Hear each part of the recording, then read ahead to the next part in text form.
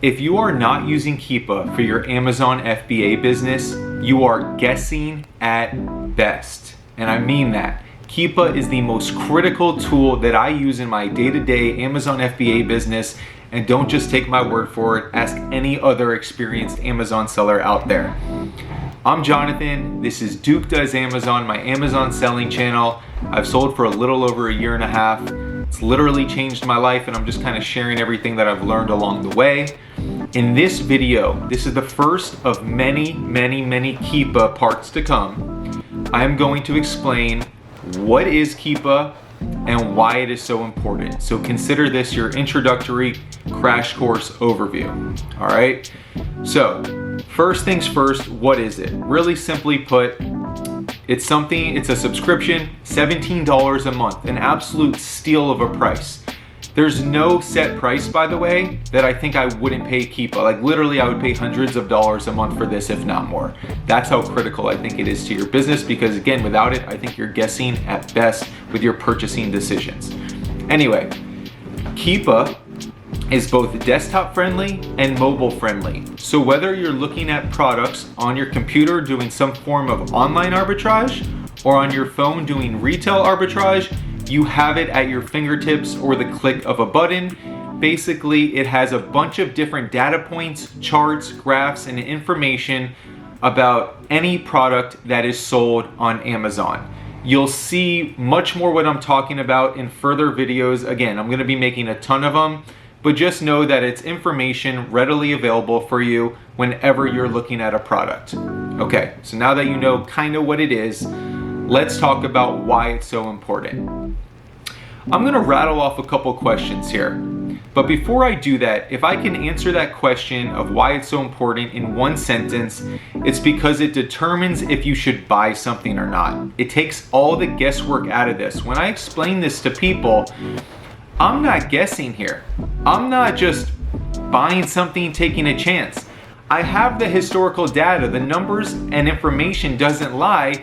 It's painting a picture for me, the history of this product from today all the way back through its entire existence.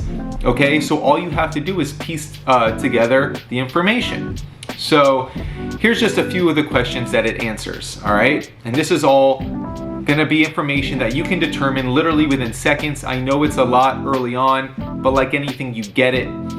There's millions of Amazon sellers. It's not because they're all smarter than anybody. It's just you learn as you go, right? So anyway, is a product selling? Is it selling quickly? Is it selling slowly? How many of these items are typically selling per month? What is the average sales price? What is the high sales price? What is the low sales price? What is something sold for on average in the last 3 months versus the last year?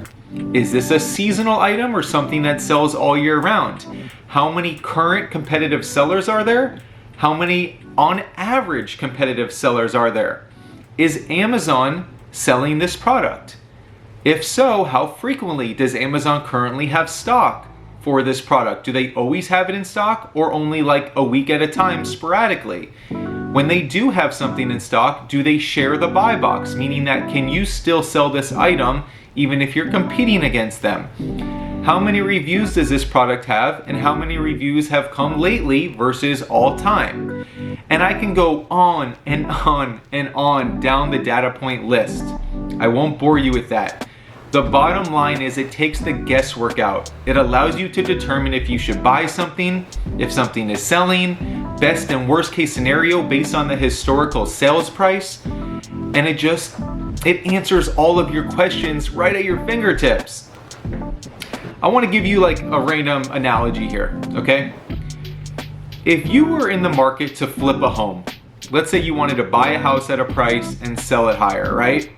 And you see a house currently for sale for $100,000, and you see one across the street from it for sale for $500,000. Yes, that's a great first indicator that there's a lot of meat on the bone, but you wouldn't just assume that you can sell it for $500,000 when it's fixed up. Anybody can list a house for sale for whatever price they want. And by the way, it doesn't mean that a cash buyer may not come along and pay way more than market value. But in your day-to-day decision making, you're gonna look at historical data. What do these homes typically sell for? How much money do I have to put into this? What are my holding costs? How frequently are homes sold in this neighborhood or this area? What has the market done in the last month, 6 months, years, 3 years? So much more information than just sticker prices, right? So how I equate that to Amazon, let's say you buy something for $10 and you see that it's currently selling on Amazon for $50. You may say, wow, that's great. I'll make $30 profit on a $10 item. But little do you know that it never sells, or it certainly never sells at $50. When it does sell, it sells for $15, and maybe it only sells once a month. That's the best way I can kind of paint the picture of you're guessing at best if you're not using Keepa. So I hope this starts to get the juices flowing and you understanding why it's so important and so critical to use Keepa. Moving forward, we are going to break it down data point by data point, chart and graph, everything to really paint the picture of what is Keepa and how to use it to its fullest potential. Again, I can't vouch for it enough. You're guessing at best. So stick around, I'm gonna keep on going, no pun intended. Keepa just one after another and chop it all up. So thanks for joining me, guys. Again, I'm Jonathan, Duke Does Amazon. I will see you soon.